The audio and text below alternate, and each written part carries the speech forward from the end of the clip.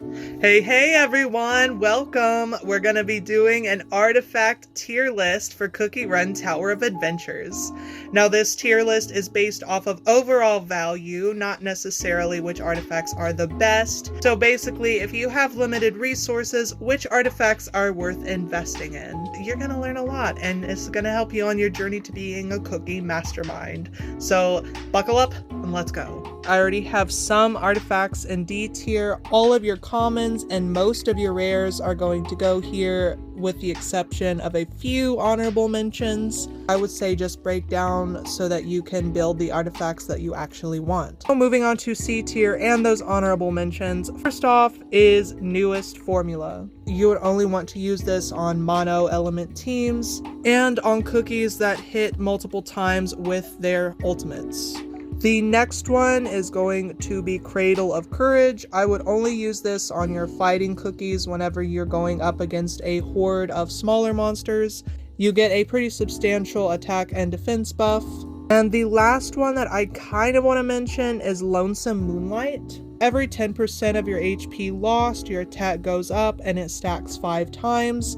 Before I got any other decent artifacts or frost rocks, I did find some use out of it for him. Other than that, these rare artifacts are extremely replaceable and you'll just get them passively. Like, I would not put any effort into pulling for them. To our epic artifacts, the first one that I'm going to talk about is Encore Performance. Now, this artifact is used with a lot of good buffs on it. However, it is RNG based. And anything that's RNG based is automatically going to be less valuable than something that's consistent. So while you can get this artifact and it will do you good, I would not recommend building it above some other options that we have. Forgotten Grimoire is Wizard's signature artifact, and the funny thing is that not even the best artifact for Wizard. If it is the only thing that you have, you can use it, but I would not intentionally build it. Next is Fruits of Labor. It used to be a really good artifact for cream soda, but since then, Opportunity Strikes has proved to be a much better option. The next one is going to be a Warming Meal. I did have a real debate between this one and Iceman's artifact, because at max promotion, they both give the same amount of buff in their respective areas. The thing is, a Warming Meal provides elemental damage and crit rate, which feels to me less complementary than the other artifacts' crit rate and crit damage. A Warming Meal can definitely be a viable artifact, but I just feel like less valuable compared to our other option. Last is going to be Afternoon Tea, which is really only good for one specific chamomile build. Unless you're really devoted to using chamomile in single player modes, I would say that you shouldn't even really bother with this artifact. Now moving up to B tier. First one I want to talk about is Moment of Awakening. This is a really good artifact, but only for Frost Rock. It's very tailored to his kit, so he's the only one who can make use out of it. Also, Opportunity Strikes exists, so this just don't need it to have a good Frost Rock. Next is a Fulfilling Meal, which is Plantain's artifact. It is used only by Smash Taggers, which is the same niche as the new artifact Well-Timed Recharge. Fulfilling Meal could be better for single player mono element teams, because it increases all the damage done by a certain cookie element, and there's going to be less burst triggers because you're the only cookie triggering it. In general, it's just not as valuable of an artifact to invest in. Spice of Life can only be used for Crushed Pepper because he is a smash shielder, so he cannot make use of the assist shielding artifacts, and likewise the assist shielders cannot make use of his artifact. So yeah, unless you're planning on building a cracked Crushed Pepper, there is just absolutely no reason to build this artifact. For a very similar reason, Patrol Time is going into B tier because it's only useful for one specific Sting Durian build. Unless you're just a massive Sting Durian stan or want to use him for a specific mode like Infinite Labyrinth, There is just absolutely no reason. Alright, and then there's some artifacts that I'm going to talk about together. First off is going to be Sunset Pursuit and Piercing Light, which is Rye Cookie and Lemon Zest artifact, respectively. They're both very good for their cookies. I'm partial to Piercing Light, but there's also Aim Down Spice, which is a very comparable and perhaps better artifact. So I would say if you have limited resources, these artifacts are just less valuable to build. Still good, just less valuable. Our next set is going to be Happy Memory, Ruminated Memories, and Extraordinary Origin. These artifacts are very good for their cookies. I would say that in order to have a decent sugar globe at all, you would have to have her artifact.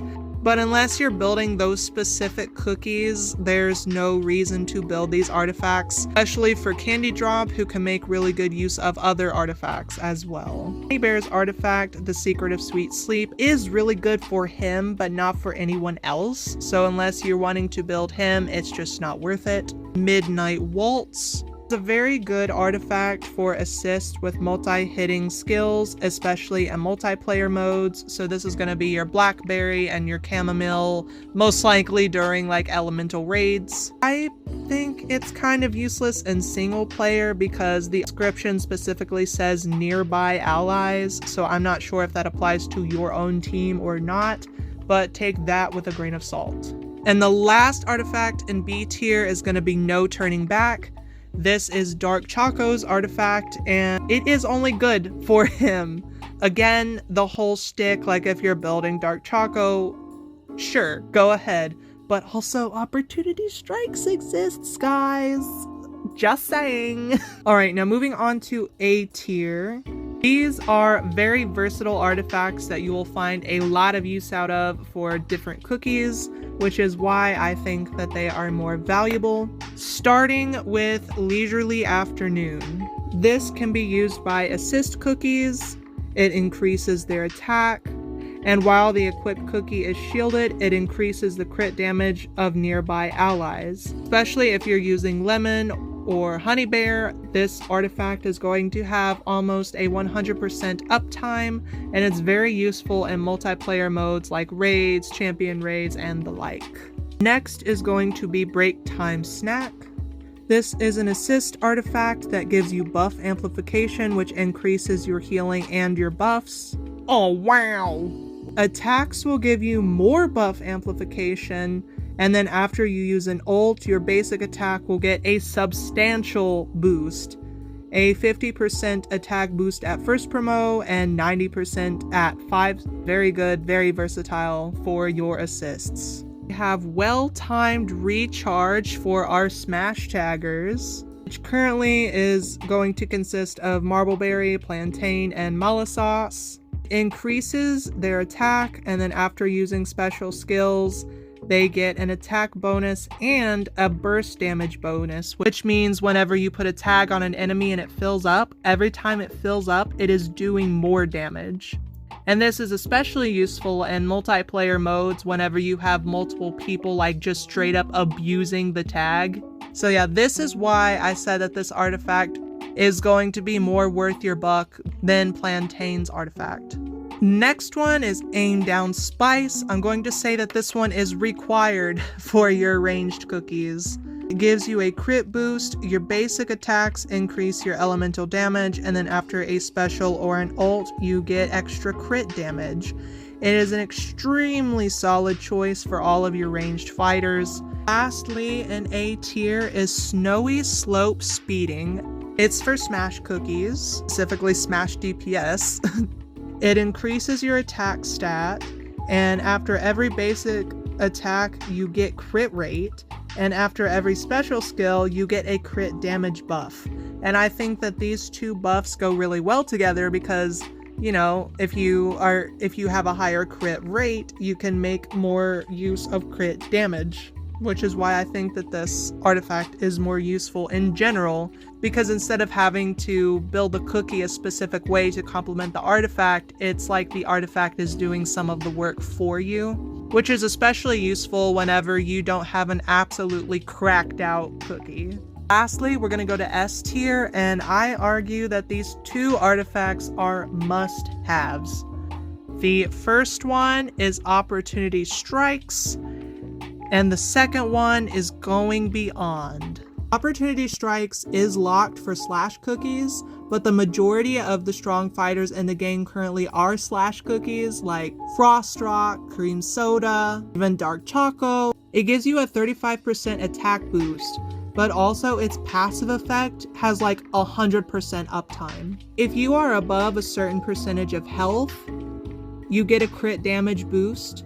And then if you're below a certain amount of health, you get double that boost. So I'm gonna pull some numbers out of my butt here for a second. Let's say that you're at full health and you get just a passive 50% crit damage boost. And then your health goes below 70%. All of a sudden you have 100% crit damage boost. Like, that's insane.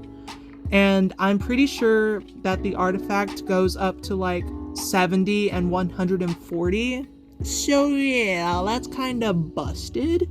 And for Going Beyond, this is probably the most versatile artifact in the game because it's not type locked. But I would recommend only using it on cookies that hit multiple times with their ult. All of their elemental damage is increased. And then after their ultimate hits 3 times, their nearby allies gain an attack boost.